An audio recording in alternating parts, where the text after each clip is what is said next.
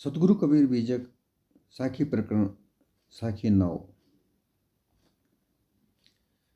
यहाँ ही संभल कर ले आगे विषयी बाट, स्वर्ग विषयन सब चले यहाँ बनिया ना हाट।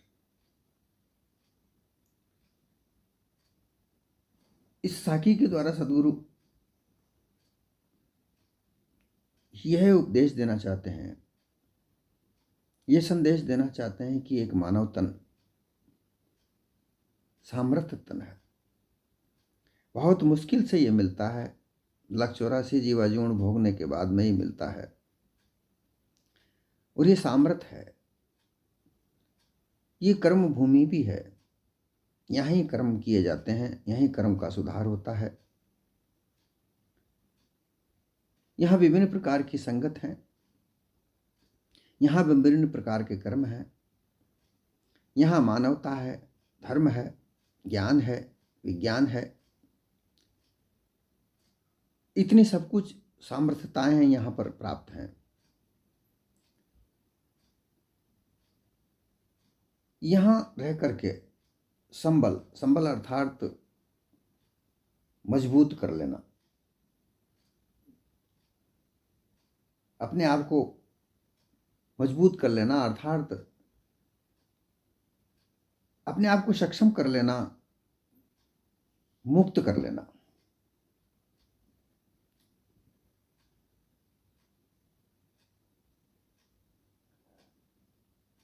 अर्थात अपने जमा संपूर्ण जो जमा पद है अपना, इस चेतन स्वरूप जीव का जो जमा पद है, पारक पद है, इसको जान लेना। जो अपनी जमा पूंजी है इसको जान लेना। संबल सामर्थ्य होता है, कोई धन के आधार पर होता है, कोई ज्ञान के आधार पर होता है, कोई शारीरिक बल के आधार पर होता है, कोई विद्या के आधार पर होता है।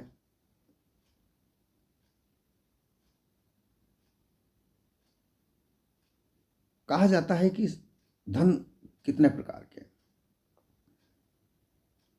तन धन गज धन बाज धन और रतन धन खान, जब आवे संतोष धन तो सब धन धूर समान। ये तन, ये भी धन है, एक मानव तन है, सर्वसामर्थ है। गज धन अर्थात हाथी घोड़े, राजा महाराजाओं के पास पूर्व काल में हाथी घोड़े हुआ करते थे, उनकी सेना हुआ करती थी। बाज धन अर्थात विभिन्न प्रकार के गाजे बाजे हुआ करते थे, मनोरंजन के साधन हुआ करते थे, नाच गाने होते थे। और रत्नों की खान हुआ करती थी उनके पास में, धन संपत्ति हीरे जवाहरात ये सब होती थी। परंतु जब तक संतोष धन प्राप्त नहीं होता तब तक ये सब धूल के समान है, क्योंकि धन कमाने की कोई सीमा नहीं है। इसको जब कमाने निकलते हैं, इसकी जब कमाने की चाह होती है तो सर्वप्रथम अधर्म का प्रयोग किया जाता है, पाप कर्म किए जाते हैं, छल कपट पाखंड का सहारा लिया जाता है जब अत्यधिक धन कमाया जाता है। सत्य सही मार्ग पर, संतोषप्रद मार्ग पर हमारे जीवन को चलाने मात्र के लिए धन मिलता है, और यही आवश्यकता है।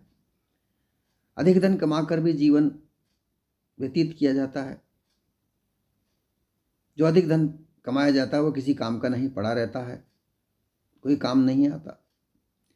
मंदिर मस्जिद में जो धन, अपार धन भरा पड़ा है, वो किसी काम का नहीं आता। वो सड़ रहा है, पड़ा है, वो किसी कल्याणकारी काम में नहीं आ रहा। बैंकों में भी वो जमा नहीं होता, अगर बैंक में जमा हो तो भी कोई कल्याणकारी कार्य में वो लगे। तो यहाँ साहिब ये कहना चाहते हैं कि अपने आप को संबल कर लो, अर्थात उस धन को जानकारी कर लो, उस धन को जमा कर लो जो तुम्हारे साथ जाए। संग चले जो धन है, छूट जाए सो माया। ये जितने भी धन है वो सब छूट जाएंगे, ये साथ चलने वाले नहीं हैं। इसलिए वो धन कमाओ, वो धन जमा कर लो जो तुम्हारे संग जाए, अर्थात अपना निज स्वरूप संतोषप्रद जीवन ये जो कमा लो, इसको इकट्ठा कर लो। तो इस तन में ही, यहाँ ही इस तन में रहते हुए, इस मानव जीवन में रहते हुए ही अपनी उस जमा पूंजी को संबल बना लो, अर्थात उसको जमा कर लो।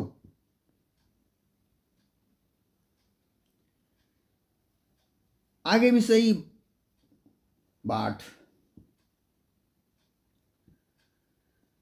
अर्थात धन कमाने का जो समय होता है, जब तक ये देह कारगर होती है, कार्यरत होती है, सक्रिय होती है, तब तक ही किया जा सकता है। उसके बाद ये देह का आगे कोई पता नहीं है। किसी बीमारी के कारण, लकवा इत्यादि पड़ने के कारण, दुर्घटना घटना होने के साथ ही इस देह में असमर्थता आ सकती है, और उस असमर्थता के कारण उस धन को नहीं कमाया जा सकता। चाहे वह धन रोजगार से हो, चाहे वह धन खेती बाड़ी से हो, चाहे नौकरी से हो, व्यापार से हो, किसी भी प्रकार का धन कमाने का जो साधन है वो तब तक ही किया जा सकता है जब तक ये देह सार्थक है। उसके बाद धन कमाने की जो चेष्टा है वो समाप्त हो जाती। चेष्टा तो रहती है, चेष्टा कभी खत्म नहीं होती, परंतु जो सक्रियता है, इंद्रियां शिथिल हो जाती हैं, आंखों से दिखता नहीं है, कानों से सुना नहीं जा सकता, हाथ कारगर नहीं रहते, पैर कारगर नहीं रहते। ऐसी स्थिति में किसी भी प्रकार का कार्य करने में असमर्थ यह देह जब हो जाती है, तब कुछ भी नहीं कमाया जा सकता। इसलिए जब तक ये देह सार्थक है तब तक धन कमा लो। आगे जो दिन आने वाले हैं उनमें यह देह निरर्थक होने वाली है, किसी दूसरे के सहारे पर जाने वाली है। इसलिए विषयी बाट, आगे तो बहुत विषयी बाट है। विष अर्थात एक विष होता है, एक अमृत होता है। विष जिसे खिला दिया जाए वो व्यक्ति मर जाता है, ऐसा माना जाता है। अमृत, उसे पीने से रोग दोष दूर हो जाते हैं। विषयी बाट जहां हर एक प्रकार के छल कपट पाखंड की दुनिया बस रही है, उनमें विष ही विष भरा पड़ा है, अर्थात छल कपट पाखंड ही भरा पड़ा है। कहीं भी सत्य यथार्थ नहीं है। ज्यादातर स्वार्थी लोग हैं, परमार्थी लोग नहीं हैं। इन स्वार्थी और परमार्थी लोगों के बीच में तुम्हें अपना जीवन व्यतीत करना है, बिना स्वार्थ के परमार्थ के साथ अपने जीवन को व्यतीत करना है।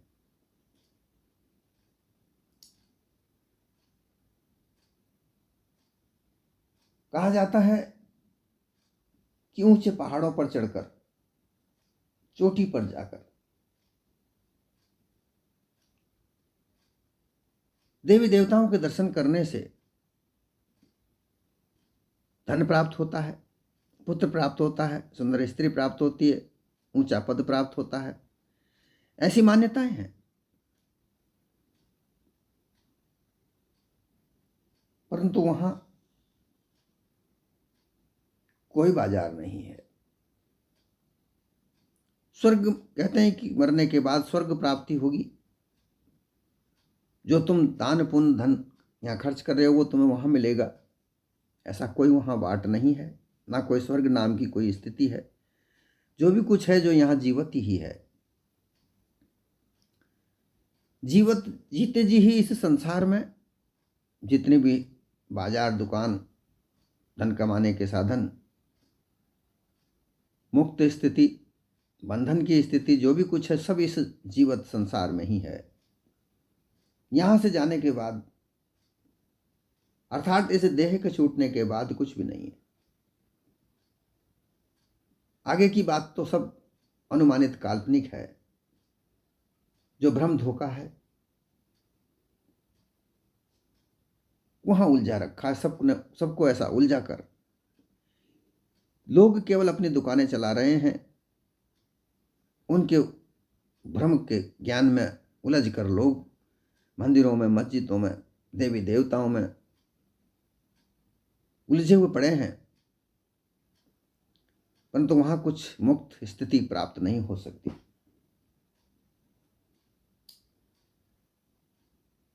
इसलिए जब इस देह को छोड़कर जाने लोगे, अंतिम समय में जब जाओगे तो तुम पछताओगे, क्योंकि तुम्हें कुछ प्राप्त नहीं हो सकता। इसलिए जो भी कुछ करना है, जो जीवत ही कर लो, जीवत ही कर आशा, मुए मुक्ति कहे गुरु स्वार्था, झूठा दे विश्वासा। मुक्त स्थिति तो जीवत ही प्राप्त की जा सकती है। यही संबल है कि अपने आप को मुक्त कर लो। मुक्त किससे? अब यहां लोग कहेंगे कि अपने आप को खुद को मार लो, आत्महत्या कर लो। नहीं, ऐसा कुछ नहीं। विभिन्न प्रकार के जो बंधन में तुम बंधे हुए पड़े हो, धन का बंधन, परिवार का बंधन, अपने कार्य का बंधन, अपनी संपत्ति का बंधन, ये सब बंधन में पड़कर मोह और लालच, लोभ में पड़कर तुम अपने आप को जो भूल गए हो, उसको जानो कि तुम क्या हो, इस मानव जीवन में आए हो, क्या कर सकते हो।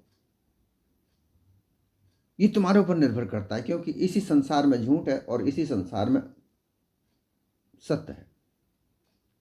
सच और झूठ इसी संसार में है, मिथ्या सत्य इसी संसार में है। तुम्हें जो चाहिए जो यहां कर लो। सच के रास्ते पर चलकर तुम संबल प्राप्त कर सकते हो, अर्थात बल, अर्थात जमा पूंजी प्राप्त कर सकते हो।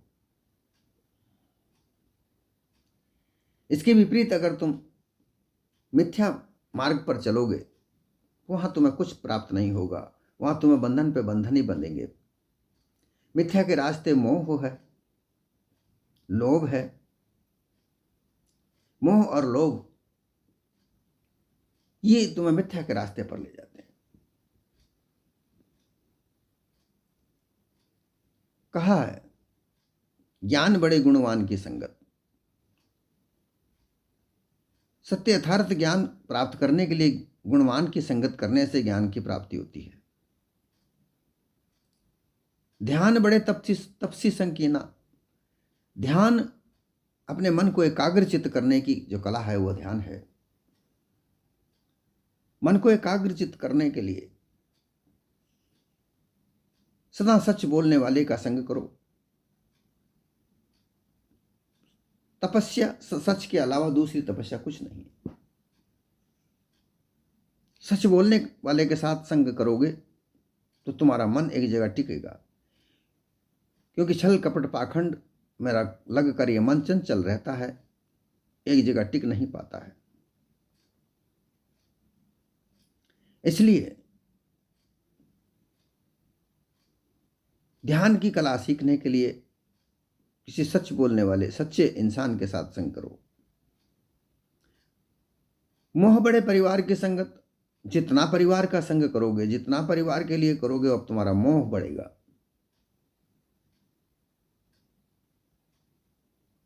इसका तात्पर्य कदापि नहीं है कि परिवार को त्याग दो, नहीं।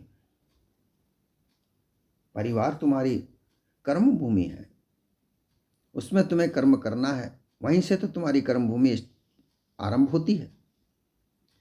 परिवार को अपना कर्तव्य समझकर, परिवार के जो कर्तव्य हैं, माता पिता की सेवा, अपने बच्चों का पालन पोषण, उन्हें शिक्षा दीक्षा देना, परिवार के लोगों का मान सम्मान करना,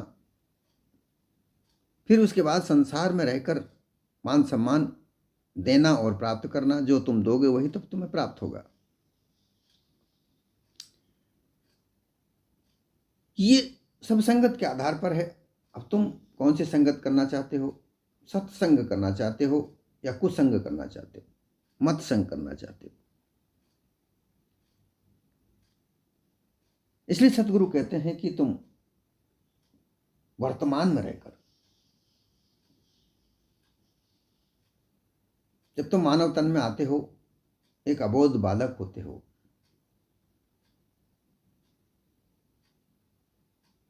फिर तुम युवा अवस्था में प्राप्त करते हो, फिर तुम प्रौढ़ होते हो, फिर वृद्ध होते हो। ये सब स्थितियां तुम्हारे शरीर की अलग अलग स्थिति को दर्शाती है। उसी के आधार पर तुम्हारे कार्य होते हैं। इसलिए देह में संबल होते हुए, ये देह सशक्त रहते हुए, पारखी संतों का संग करके अपने उस जमा पूंजी को जानो, परखो, जिससे तुम जमा पद को प्राप्त कर सकते हो, जिससे तुम अन्य भ्रम धोखे में न पड़ो, अपने निस्वरूप की प्राप्ति करो। और वही तुम्हारे संग जाता है। जब तुम अपने निस्वरूप की प्राप्ति कर लेते हो, अपने निज पद की परख कर लेते हो, तब इस देह को छोड़ते समय तुम्हें किसी प्रकार का कष्ट क्लेश नहीं होता और तुम इस संसार से मुस्कुराते हुए विदा होते हो। और तुम्हारे लिए ये संसार रोता है।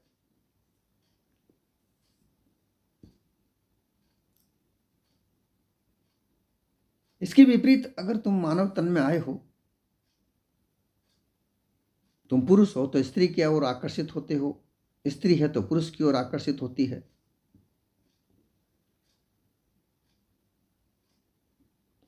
और स्त्री पुरुष के भोग को लेकर विभिन्न प्रकार के छल कपट पाखंड करते हो, विभिन्न प्रकार की अवधारणाएं धारण करते हो।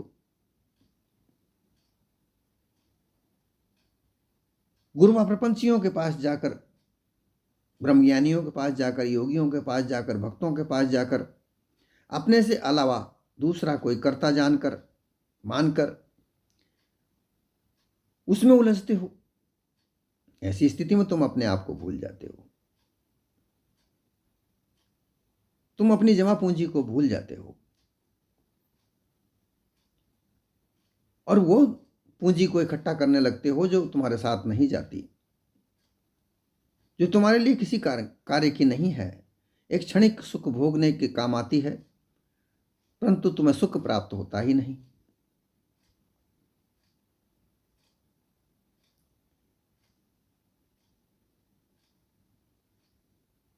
जगत विषय और ब्रह्म विषय दोनों भव बंधनों का के बाद ही है। ब्रह्मिक गुरुवा लोग वाणी जाल का स्वरूप में उलझा करके तुम्हें वेद, शास्त्र, पुराण, कुरान जो मानव मात्र ने लिखी है, किसी ने तो लिखी, उनके रास्तों में कर्म, उपासना, योग, ज्ञान, ये रास्ते हैं। इन रास्तों पर उलझाकर तुम्हें भटका देते हैं, भ्रम भूल में पटक देते हैं।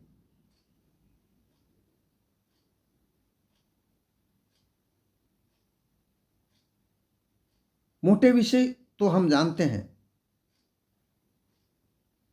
शब्द, स्पर्श, रूप, रस, गंध, परंतु जीने मार्ग, जो जीने विषय हैं, वो जगत विषय और ब्रह्म विषय।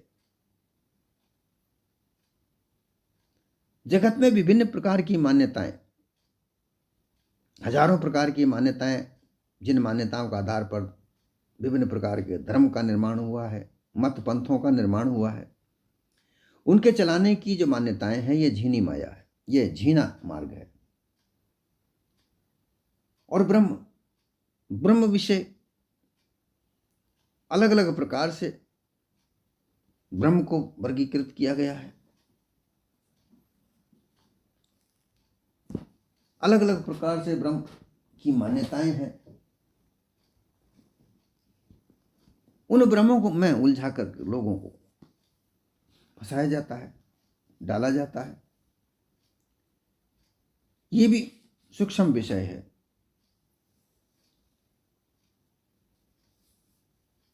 अलग अलग ब्रह्म की अलग अलग मान्यता।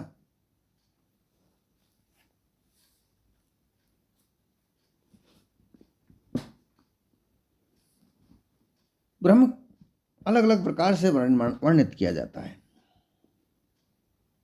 एको ब्रह्म अस्ति, कोई एक ब्रह्म है जो संसार को चलाता है। फिर आ जाता है सह ब्रह्म त्वा अस्ति, वह ब्रह्म तू है। जीव नहीं तू ब्रह्म है अविनाशी है निर्वाण। फिर आ जाता है अहम ब्रह्म अस्ति, मैं ही ब्रह्म हूं। फिर बहुश्याम प्रजायते, एको अहम बहुश्याम प्रजायते, मैं एक से अनेक हो जाऊं, ये ब्रह्म की इच्छा जागृत होती है। और फिर संसार की जाग बनता है, और फिर उस संसार में विभिन्न प्रकार की वाणियों की रचना होती हैं, मत पंथ की रचनाएं होती हैं, और उनमें यह आदमी, यह जीव, चेतन स्वरूप जीव उलझ जाता है। उलझ कर इस मानव तन में आया था कल्याणकारी कार्य करने के लिए, अपने आवागमन को मिटाकर निश्चित अवकाश प्राप्त करने के लिए 84 लाख योनियों से भोगता भोगता उनकी यात्राओं को पूरा करता करता यहाँ तक आया। यहाँ कर्म भूमि में आकर के उसको पूर्ण विश्राम प्राप्त होना था, परंतु पूर्ण विश्राम नहीं मिल सका, और वो इनमें उलझकर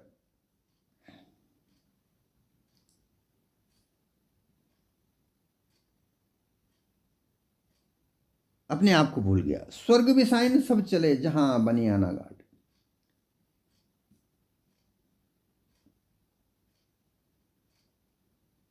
विसाइन स्वर्ग आदि सुख खरीदने का उपाय।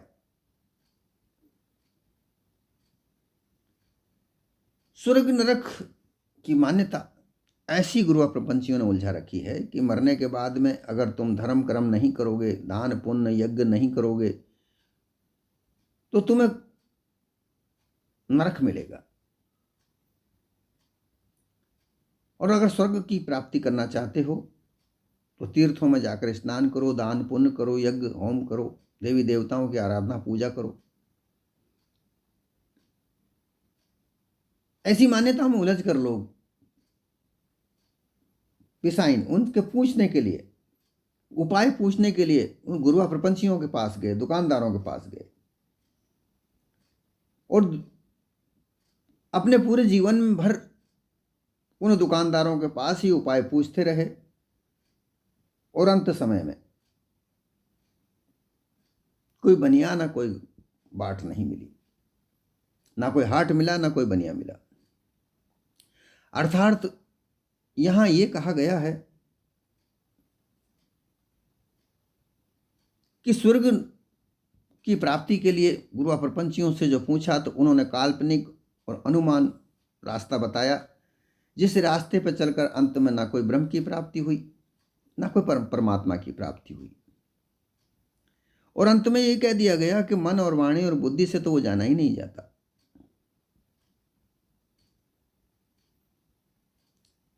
ना कोई ऐसा हाट मिला। योगी योग लगाकर योग में जब लगता है, तत्वों के दर्शन, तत्वों के प्रकाश को देखकर वो परमात्मा स्वरूप मानता है।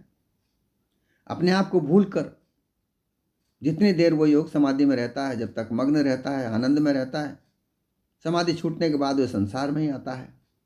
फिर वो झूठी बातें, जो काल्पनिक बातें उसने तत्वों का प्रकाश देखा, उनको आकर कहता है। विभिन्न प्रकार की वाणियों की रचना कर कर वो संसार को भ्रमित करता है। इसी प्रकार से ब्रह्मज्ञानी भी उस ब्रह्म की कल्पना में विभिन्न प्रकार के पद रच रच कर, वाणियां रच रच कर, विभिन्न प्रकार की मान्यता बना बनाकर इस संसार को धोखे में डालते हैं, परंतु प्राप्त करने की कोई वस्तु नहीं।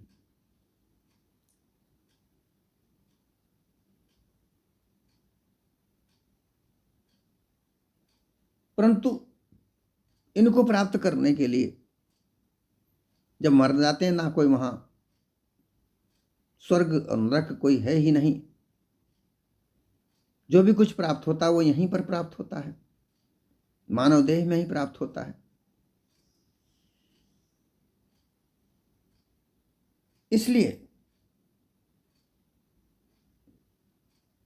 ये चेतन स्वरूप जीव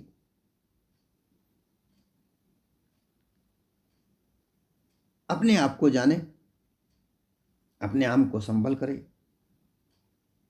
जो उसका निज धन है, जो मूल है, उसे जाने। जड़ वस्तुओं के अध्यास को त्यागे, क्योंकि जैसा मन अभ्यास करता है, देखिए अभ्यास और अध्यास, अभ्यास करने का मतलब है जैसे जैसे शास्त्रों को पढ़ता है, जैसे जैसे लोगों के साथ संगत करता है, यह अभ्यास है। वेद पुराण कुरान इत्यादि ग्रंथों को पढ़ेगा, उनमें जो बातें लिखी हुई हैं वही तो सीखेगा। उसी का बीज रूप बनकर, बीज गुण बनकर हृदय में स्थित होता है, उनसे ही अध्यास बनता है। और वही अध्यास से ये चेतन स्वरूप जीव अपने आप को धारण कर लेता है।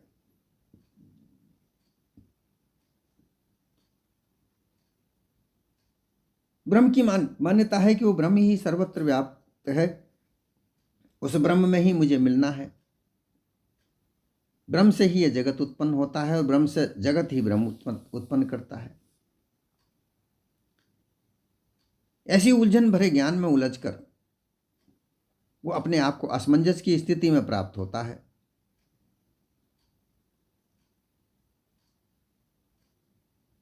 परंतु उसे कुछ प्राप्त होता नहीं। ब्रह्म धोखे का ज्ञान, शून्य आकाश में कहीं ईश्वर है कहीं ब्रह्म है, ऐसा कहकर भ्रमित किया जाने वाले लोग,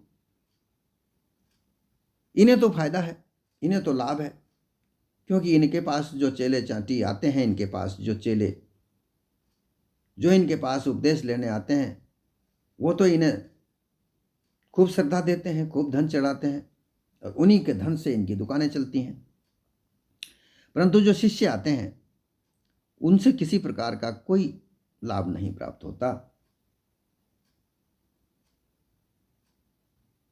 इसलिए ऐसे भ्रामक मार्ग में जीव का कल्याण नहीं होता। अपने आप को देह रहते हुए अपने निज मूल ज्ञान को प्राप्त करो, जो अंत समय तक तुम्हारे साथ चले। देह छोड़ने के बाद में क्या होगा इससे क्या पता। इस बात की अवधारणा क्यों मानते हो? वर्तमान में जीना सीखो। यह वर्तमान तुम्हारा है। इस वर्तमान में जो तुम अच्छा करोगे वही तो अच्छा होगा, और उसकी प्राप्ति जब इस देह को त्याग करोगे उस समय प्राप्त होगी। वही तुम्हारा अंत समय है, वही तुम्हारा अंत भला है कि तुम संसार में रहते हुए मानव कल्याण के लिए भला कुछ करोगे, भले कार्य करोगे, अच्छे कार्य करोगे, तो जब तुम अंत समय इस देह को त्याग करोगे तो तुम्हारे साथ भी भला होगा। अन्यथा दुविधा में जीवन गयो माया मिली निराम। लोग माया प्राप्त करने के लिए पूजा अर्चना करते हैं, विभिन्न प्रकार की मान्यताओं में लगते हैं, उपासना कांड में विभिन्न प्रकार की बलियों का अनुष्ठान करते हैं, विभिन्न प्रकार की बलि दे करके अनुष्ठान करके वो ये चाहते हैं कि हमें सिद्धि प्राप्त हो जाएगी, हम सिद्ध हो जाएंगे, फिर हम सिद्ध प्राप्त करने के बाद इस संसार से खूब धन कमाएंगे। ऐसा धन कमाया हुआ कभी किसी के साथ नहीं जाता। इसलिए धन कमाने की ओर अगर आकर्षित होना है तो वह धन कमाओ जो तुम्हारे संग चले। इसलिए मानव तन होते हुए संबल हो जाओ। इसके बाद संबल करने की कोई स्थिति नहीं प्राप्त होती, कोई जगह नहीं बनती।